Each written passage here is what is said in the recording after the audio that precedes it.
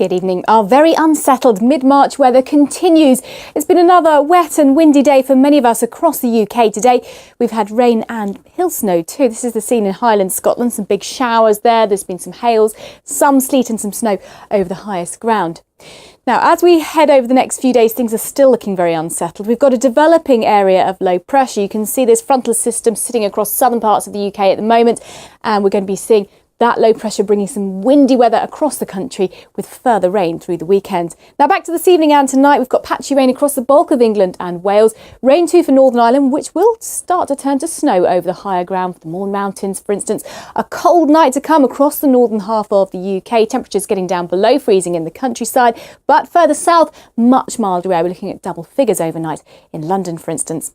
Now let's take a look at Saturday's weather. It's not looking particularly pretty. A deep area of low pressure moving across northern parts of the UK with these trailing weather fronts.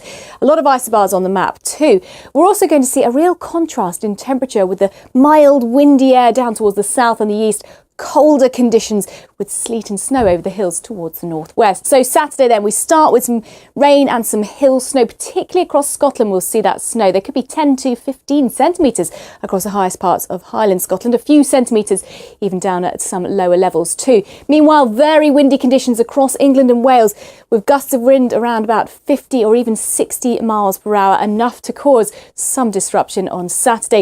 It is going to be mild across England and Wales, around about 10 to 12 degrees, but we're looking at mid-single figures for Northern Ireland and for Scotland, with that hill snow set to continue through much of the day. Now, eventually through Saturday night and into Sunday, we lose the low pressure into the North Sea. The cold front pushes most of the rain out of the way. Still another windy day to come on Sunday, the strongest of the winds this time across parts of Scotland and northeast England as well.